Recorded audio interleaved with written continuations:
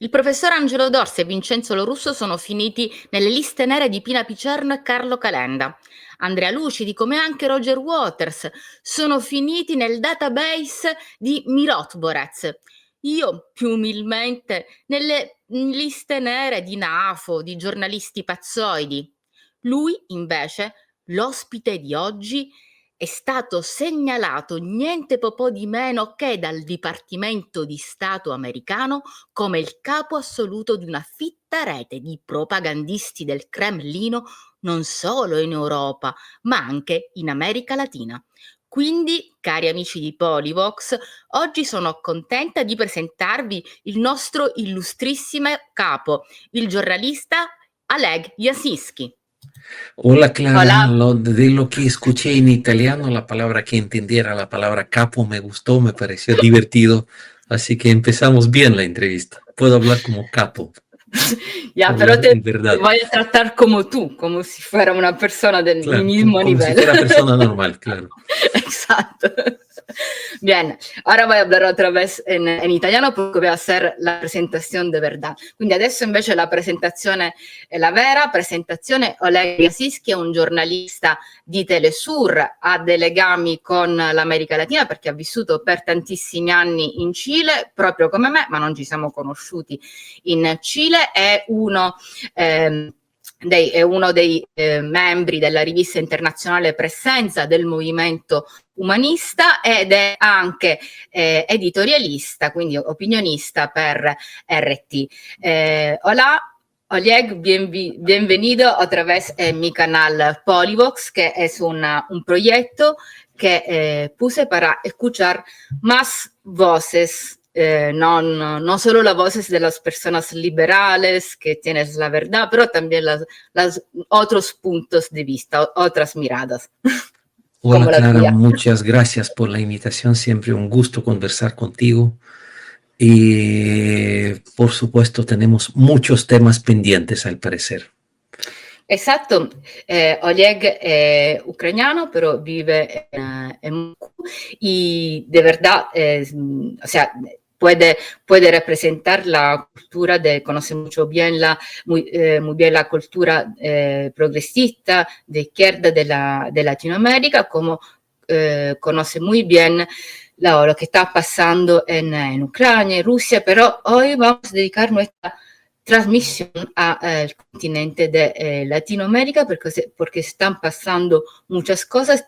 Tenemos que poner nuestra lupa, nuestra atención sobre los países que están atravesando unos momentos muy particulares. Y en este caso, yo hoy quiero hablar de lo que está pasando en Venezuela, por supuesto que está bajo amenaza de Estados Unidos y también de Colombia, porque el presidente Gustavo Petro está de cualquier forma enfrentando Estados Unidos, y también de las elecciones en Chile que se van a tener en el domingo y que tiene una situación muy rara, si queremos. Y vamos a empezar de Venezuela. Estados Unidos llevaron su portaaviones y Maduro también se está movilizando el ejército. ¿Qué está pasando? Tú tienes muchos contactos con Venezuela, por supuesto. ¿Cuál es lo que opinas sobre la situación? Mira, yo creo que la situación realmente se ve seria, se ve muy peligrosa en este momento. Hay mucho ruido informativo como siempre en este tipo de situaciones. O sea, hay muchos expertos del sofá que dan sus versiones de lo que va a pasar, lo que no va a pasar. Yo creo que mejor hablemos de los hechos, de lo que está sucediendo ahora. Ahora, frente a las costas de Venezuela, en el Mar Caribe, está la mayor concentración de las Fuerzas Armadas de Estados Unidos desde su invasión a Panamá en el año 86, si no me equivoco. Así que hace pocas horas prácticamente, la Armada de Estados Unidos se complementó con el portaaviones más grande de Estados Unidos, que vino desde el norte, de las costas del norte de África, hacia las costas de Venezuela. Solo este portaaviones puede portar hasta 77 aviones de guerra. Y a bordo están como 4.600 militares estadounidenses, aparte de los demás que ya están en la zona desde agosto más o menos. En las últimas semanas, esta gran fuerza militar especial Invencible logró hundir varios barquitos, pequeños barquitos pesqueros, mataron como a 70 personas. Los mataron sin tratar de averiguar si eran pescadores, contrabandistas, traficantes, turistas, o sea, nadie quiso saber nada, simplemente fueron personas asesinadas en aguas neutrales, en alta mar, con la total impunidad. Y ahora Trump dice que con este nuevo portaaviones está reforzando la fuerza para luchar contra el narcotráfico, lo que me parece un insulto para el sentido común, porque cualquier persona que sabe algo de narcotráfico, de cuál es el mecanismo de la exportación de las drogas, de la cocaína a Estados Unidos, entiende perfectamente que Venezuela tiene poco y nada que ver con esta historia. Hay cifras, hay estadísticas oficiales de Estados Unidos, de los países occidentales. Venezuela no produce coca, no produce cocaína en su territorio, no hay laboratorios. Y claro que desde Venezuela como desde toda la costa del norte de Sudamérica se exporta coca latinoamericana, pero desde Venezuela tratan de sacar cerca de un 5% de exportaciones totales, y de estos 5%, el 77% se retiene por la seguridad venezolana, por servicios antinarcóticos venezolanos.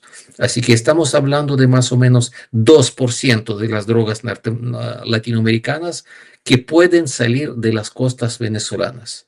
Y para eso Estados Unidos trajeron su mayor portaaviones ahí y toda la flota. Es un circo absolutamente surrealista, absurdo. Sabemos que Estados Unidos sube de tono, que hay amenazas directas al presidente Maduro, al gobierno venezolano. La Premio Nobel de Paz, María Corina Machado, llama a invadir a su país. Trump abiertamente dice, la gente de Trump dice abiertamente que llegó el momento para recuperar el petróleo venezolano. Está claro, porque si Estados Unidos se preparan para la guerra contra China y contra todo el mundo, necesitan ser dueños de los recursos petroleros más grandes en el mundo, que está en Venezuela. Además, a diferencia de Oriente Medio, petróleo de Venezuela está en pocas horas de las costas estadounidenses, no en semanas de navegación. Es otra razón. Y otra razón es dar una lección, es dar un ejemplo de miedo a todo Latinoamérica, porque el gobierno venezolano es el gobierno con mayor influencia, gobierno antiimperialista de la región, socio estratégico de Rusia. Y por supuesto a Estados Unidos le interesa mucho cambiar el gobierno en Venezuela. Los venezolanos tienen otra opinión al respecto. Son amenazas no solo para Venezuela, sino para Colombia también. Entendemos también que es para Brasil, es para México, es prácticamente para todo el mundo, no es solo contra Venezuela, incluso contra todo el sur global, no solo contra Latinoamérica. Así que la situación es compleja en Venezuela, no hay movilización general como publican algunos medios irresponsables, pero está la alerta máxima. Hay muchos voluntarios civiles, hay ejército, está la policía, están ahora con maniobras, con ejercicio de enlace entre todas las fuerzas de resistencia. Y entendemos que si se produce la invasión o un ataque, no va a ser un paseo simple para Estados Unidos. Unos días atrás, el ministro del extranjero ruso, Sergei Lavrov, dijo que a los Estados Unidos sería una idea muy mala atacar a Venezuela. ¿Tú crees que la Federación Rusa puede impedir una intervención militar de Estados Unidos sobre Venezuela y sobre toda la región de Latinoamérica? Rusia tiene un acuerdo de la Asociación Estratégica con Venezuela que firmó, si no me equivoco, ratificó hace un par de semanas prácticamente. Este acuerdo supone la ayuda económica y la ayuda militar. La ayuda militar se está entregando ya a Venezuela, o sea, no tenemos detalles, es un secreto de Estado, pero sabemos que hay equipos de defensa antiaérea rusa en Venezuela, hay aviones de guerra rusos en Venezuela, así que Rusia presentó bastante ayuda militar al gobierno de Venezuela. A la vez entendemos, no es el mismo acuerdo como con Bielorrusia o con Corea del Norte, donde es una alianza total y cualquier invasión contra cualquiera de los tres países se considera una invasión contra los tres. Con Venezuela es otro tipo de acuerdo. Y siendo realistas, nosotros entendemos perfectamente que Rusia no tiene capacidad objetiva en este momento de la guerra contra toda la OTAN en el territorio de Ucrania, comprometer más fuerza de lo que tiene para Latinoamérica. Está ayudando con todo lo que puede a Venezuela. Todas las declaraciones políticas de Lavrov, de Putin, de María Zaharova ya se hicieron con mucha claridad, advirtiendo a Estados Unidos esto, porque esto está muy claro. Pero Venezuela tiene que contar con la ayuda militar y económica rusa y con todos los pueblos del mundo, con los pueblos de Latinoamérica. Yo creo que en Latinoamérica a la gente cuerda todavía, si queda gente cuerda todavía, no sé, pero los que quedaron cuerdos de milagro en estos tiempos de locura deben entender que no es una guerra contra Venezuela, es una guerra contra todos. Ahí está Colombia, así que el gran narcotraficante y capo de narcotráfico no es solo Maduro, sino el presidente de Colombia, Gustavo Petro. Otra idiotez de Trump. Situación con Colombia es muy diferente porque Colombia sí produce droga, pero Colombia produce droga justo gracias a Estados Unidos que enseñaron a Colombia a producir droga. En Colombia están 5 bases militares estadounidenses. En Colombia están las tropas alojadas norteamericanas, así que no necesitan invadir Colombia. Ya la invadieron desde su momento de independencia, parece, no sé, durante todo el siglo XX por lo menos, en Colombia están las tropas norteamericanas. Y la situación está muy tenso, está muy tensa, está muy jodida. Espero mucho que no suceda, pero si sucede va a haber una guerra contra Estados Unidos en nivel regional, no solo en las partes de Venezuela invadidas. Yo creo que, como dijo un amigo brasileño hace un par de semanas conversando, dijo que Trump merece un premio internacional de Stalin, porque Trump logró lo que no logró ningún otro presidente estadounidense. Trump está uniendo la izquierda latinoamericana.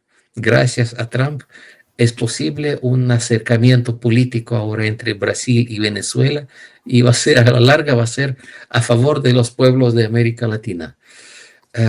Porque todos sabemos que todo esto, todo lo que se hace es para preparar la guerra contra China. Estados Unidos ahora está tomando control de toda la costa del Pacífico con esta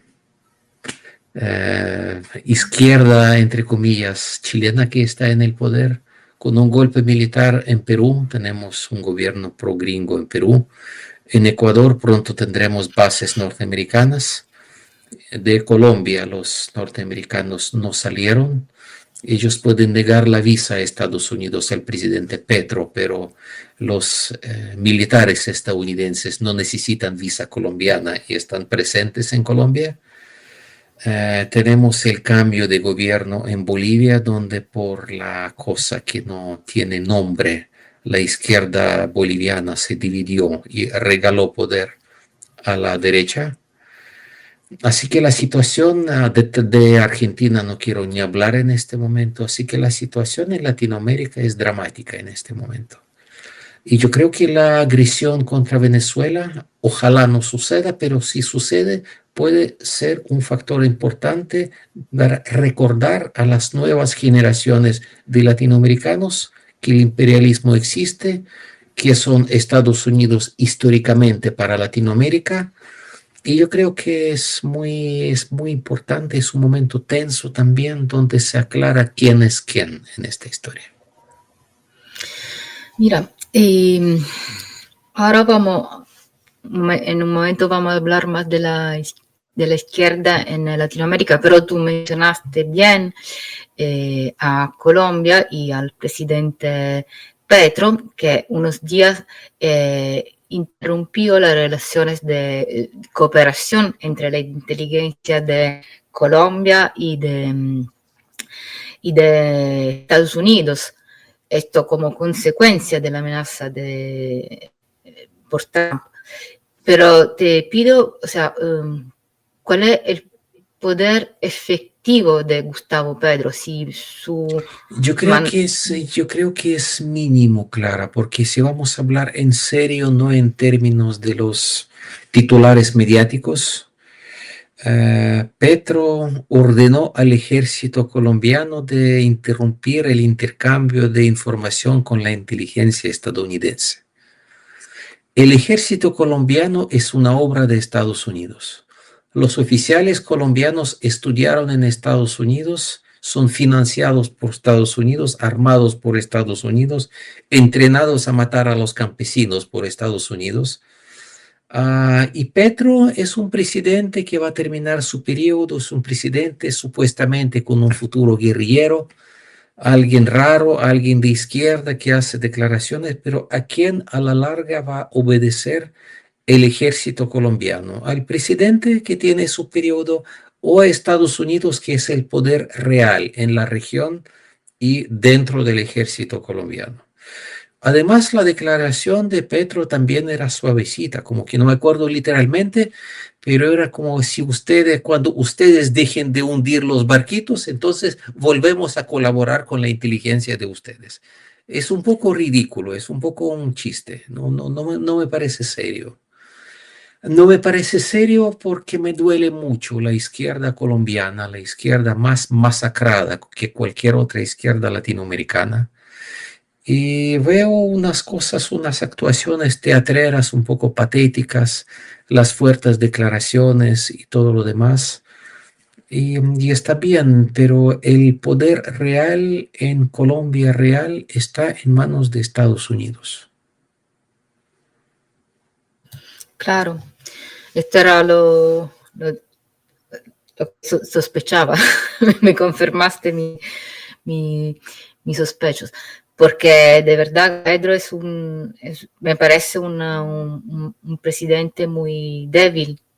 Hasta Gustavo Petro intentaron, puede ser buena persona, no es una cosa personal. Pero entiendo. estamos hablando de tener un proyecto social. Su gobierno no tiene un proyecto social fuerte porque la realidad colombiana es tan bestial. Las raíces de esta realidad están profundas. Es un país en manos de oligarquía totalmente. Es un país en manos de los grupos económicos extranjeros. Y hacer algunas reformas, algunas cositas buscando consensos y todo eso. Disculpa si se me escape este antidemócrata que soy, pero realmente yo no creo que así se puede cambiar algo en una realidad tan dramática, tan compleja como la colombiana. Es bueno que Petro hace estas declaraciones. Mucha gente en Colombia, en el mundo y Latinoamérica lo aplaude porque es bonito que un presidente colombiano, casi la primera vez en la historia de Colombia, se atreve a decir al presidente estadounidense que tú eres enemigo de la humanidad. Es muy bonito, pero son declaraciones. O sea, Entonces nunca más le van a dar visa estadounidense. Sí, como declaraciones son muy buenas porque hasta habló de instituir un ejército de la humanidad, de la salvación de la humanidad, algo No, así. pero quería armar un ejército para mandar a Israel también, pero acordemos cuando llegó a la presidencia, él también quería invitar los ejércitos de la OTAN para luchar contra incendios forestales en la selva amazónica. Así que yo desconfío un poquito en estos ejércitos. No, pero, o sea, que como declaraciones son muy buenas, pero por supuesto se quedan en el hiperurano, o sea, no Si lo algo así. comparamos con otro Sí. presidente de izquierda, con Boric, claro que sus declaraciones son muy buenas. Todo es relativo en este mundo. Ahora, ahí llegamos en Boric, pero antes de hablar de Chile, volvemos por un momento a Venezuela, porque te pido si crees que Venezuela tienes las fuerzas para resistir a un posible ataque de Estados Unidos, cómo se está movilizando, cómo se está armando, hasta una semana atrás, el presidente Maduro hizo un llamamiento a las brigadas internacionales para defender la revolución bolivariana y también están movilizando las milicias populares. Nos vimos muchos vídeos de entrenamiento y también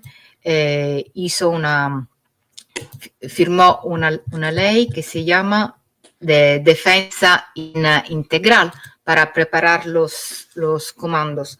¿Y crees que tenga las fuerzas para resistir? Clara, no soy quien puede dar una opinión, quien puede opinar objetivamente. Ahora voy a opinar no como corresponsal de Canal Telesur, sino como persona que trata de entender algo observándolo no desde dentro de Venezuela, desde afuera. Yo creo que en esta situación es importante que no se trata solo de la defensa de la revolución bolivariana, porque hay muchos detractores de la revolución bolivariana también dentro de Venezuela. Hay mucha gente que votó por la oposición, pero la mayoría de ellos no apoyan la idea de la intervención norteamericana. Y esto me parece un punto muy importante, porque se trata de la defensa de la soberanía de Venezuela, de mantener Venezuela como un país independiente y no permitir que con Venezuela suceda lo que sucedió con Libia o con Siria o con todos los países donde Estados Unidos empiezan sus acciones liberadoras contra regímenes sangrientos, etcétera, ¿no? Me parece muy importante esto y yo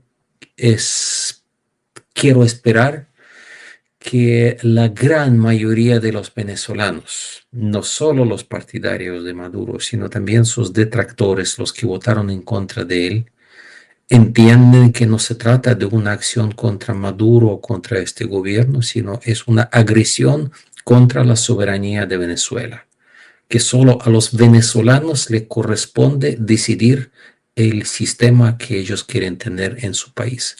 Y también es una agresión contra todo Latinoamérica.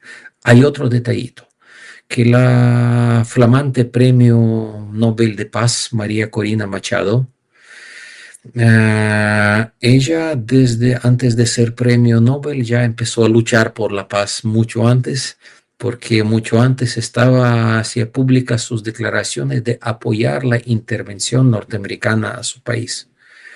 Y también ella es partidaria de la privatización de PDVSA. PDVSA es la empresa de petróleo venezolana estatal. Cuando Chávez ganó las elecciones, él salvó PDVSA de la privatización. PDVSA es la empresa estatal latinoamericana más rica y más poderosa. Gracias a los recursos petroleros venezolanos, gracias a PDVSA, en los tiempos buenos de Venezuela, cuando su economía todavía no estaba asfixiada como después por las sanciones, por el bloqueo, Venezuela ayudó muchísimo a otros países de Latinoamérica. Por ejemplo, ayudó a Argentina a pagar su deuda externa al Fondo Monetario Internacional. También habían proyectos con Chávez en esa época de crear un sistema energético unido de Latinoamérica. O sea, tiene que ver con los proyectos de la verdadera independencia de los países de Latinoamérica, más allá del color de sus gobiernos, que es muy importante. Así que para Estados Unidos es lo más peligroso que hay.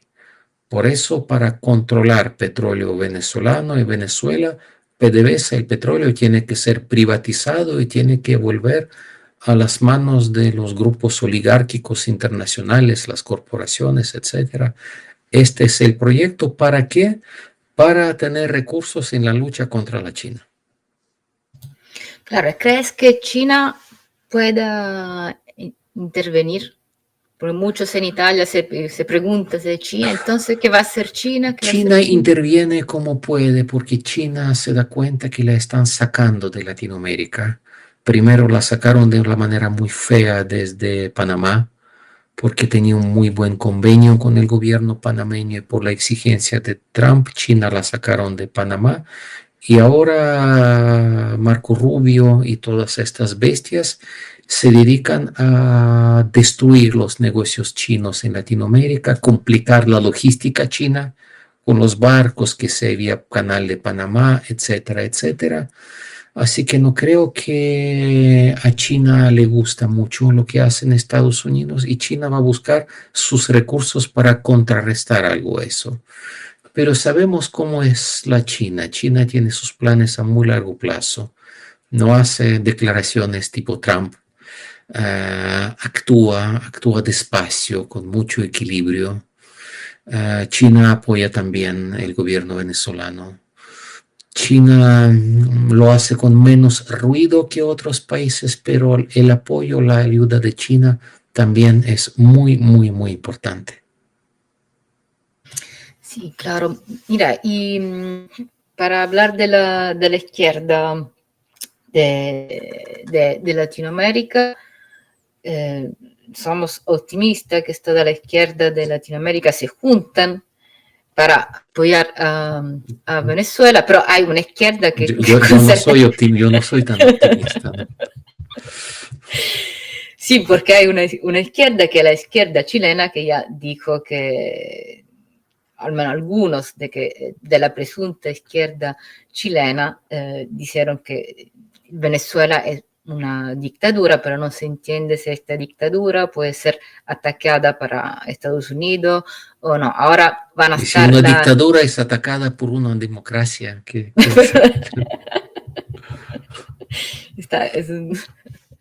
Bueno, por supuesto que estamos hablando del nuevo Allende, del presidente millennial, Claro. de Gabriel Allende, Boric. Zelensky, Allende, claro, Exacto. todos Allende ahora, claro. Todos Allende. Que va a acabar su mandato, en el domingo va a estar las elecciones en Chile. Hay una situación muy rara en Chile porque hay por la primera vez creo que va a estar para el centro izquierda se va a candidatar una mujer del Partido Comunista, Janet Jara, y por la derecha hay tres candidatos diferentes que son uno más ultraderechista del otro, la Matei, que es la hija de un general pinochetista, Kass, que es el hijo de un nazi, él también es bien nazi, y después tenemos el Kaiser, que es una ultraderechista de la, ¿cómo se llama? Revolución Capitalista, que es un partido o un movimiento cercano al de Milei. Y bien, ¿cómo ve la situación de China? Esta es una pregunta muy dolorosa. Es triste, es dramática la situación. Frente a esta tristeza nos queda solo reír, yo creo, porque hablar en serio de eso es demasiado doloroso. Escuchándote a ti, pensé que si me contrataron para las elecciones en Chile, yo ofrecería un nuevo lema para la derecha chilena. La derecha unida jamás será vencida. porque ahora la derecha está desunida, pero después de la primera vuelta que tenemos muy claro que la comunista, que tampoco es tan comunista para mí, pero por lo menos no ultraderechista, Janet Jara, no tiene cómo ganar en la primera vuelta. Hay que ser muy ingenuo para pensar que ella puede ganar la primera vuelta. Y en la segunda vuelta electoral tenemos asegurado un gobierno de ultraderecha en Chile, que es la construcción del compañero Boric, de su gran traición del movimiento social chileno. Así que fue construcción de estos 4 años, ya como en la mitad del gobierno de Boric, a todo el mundo que le quedó claro que el próximo gobierno de Chile será de derecha. Yo pienso que se cometieron varios errores, o no errores, o era un plan todo esto, un plan macabro. Yo creo que en este caso, para salvar Chile de la ultraderecha, en vez de una candidata comunista, yo propondría a alguien socialdemócrata, demócrata cristiano, alguien del centro, algo así, porque esto daría la posibilidad de unir los votos contra la derecha y unir y ganar en la primera vuelta. Pero una comunista no va a ganar en Chile en la primera vuelta, o sea, me sorprendería mucho. Yo creo que milagros de este nivel ahora no existen. Una comunista no ganará en la primera vuelta y en la segunda vuelta será una elección entre la derecha y derecha. En segunda vuelta tampoco, porque la derecha se va a unir.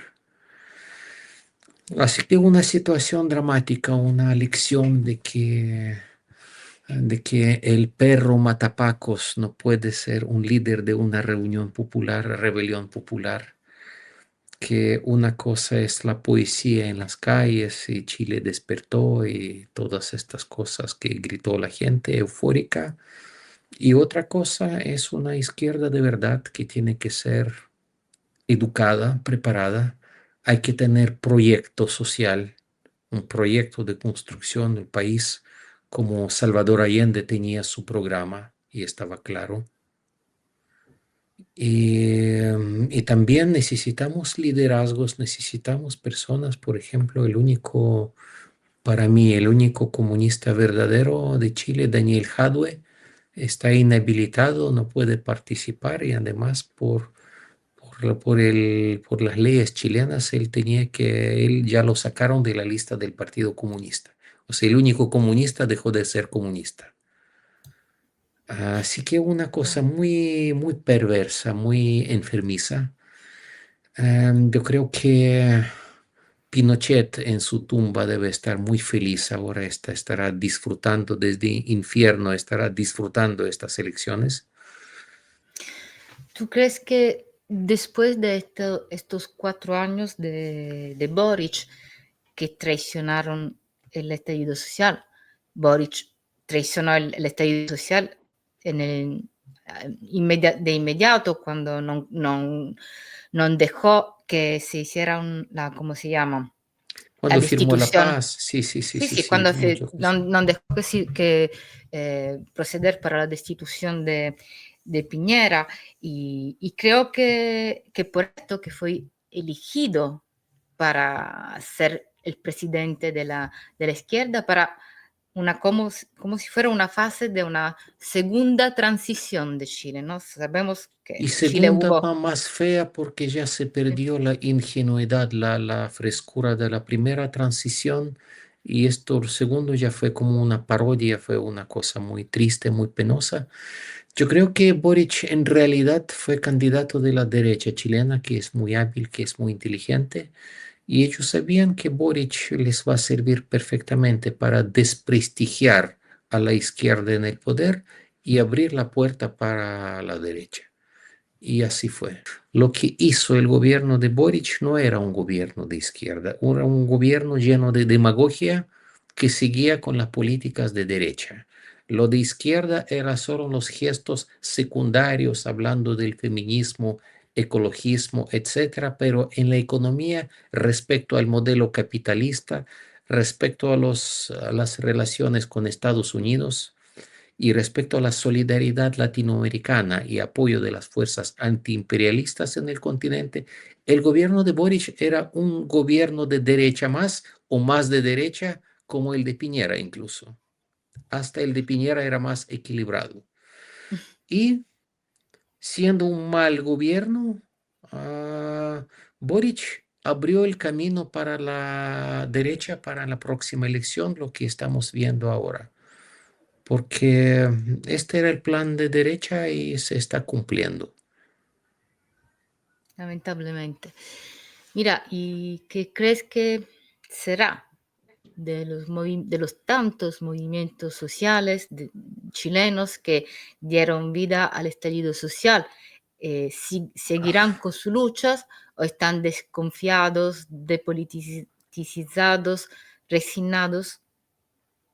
Yo creo que el estallido social era un fenómeno social que iba más allá de los movimientos, porque los movimientos y también los partidos se enteraban del estallido cuando el estallido ya sucedió. Era un fenómeno psicosocial que no nos explica la sociología tradicional. No sabemos qué pasó realmente. Los movimientos en Chile eran varios, pero muy pulverizados, muy divididos, peleados, y ahora, gracias al gobierno del compañero Boric, terminarán más peleados, más enfrentados y más debilitados. Yo creo que es una amarga lección, es un duro golpe para, no solo para la izquierda, sino para todo el pensamiento crítico progresista en Chile, porque el pueblo chileno no merece, después de la dictadura pinochetista, después de esta gran estafa que eran los gobiernos de la concertación y después del circo de Boric, volver a un gobierno pinochetista. Pero todo va a a los tiempos, suficiente mirar a la vecina Argentina o a Ecuador o a El Salvador, a otros países donde pasan estos mismos fenómenos populistas con elemento fascista muy fuerte, y Chile no es ninguna excepción. Muchas gracias, Oleg. Este es siempre un gusto hablar contigo. Y es muy interesante dialogar, interesante conversar porque pasan muchas cosas. Muchas cosas conversando contigo en esta cosa. Ya tengo el nombre para el artículo. Las derechas unidas jamás serán vencidas. Este será mi columna para RT. Y ahora voy a hablar en italiano para, para mi pubblico. Eh, Spero che vi sia stata di vostro interesse questa la nostra terza intervista a personalità internazionali. Ce ne saranno sicuramente delle altre e vi aspetto su Polivox per il prossimo appuntamento. Una buona giornata.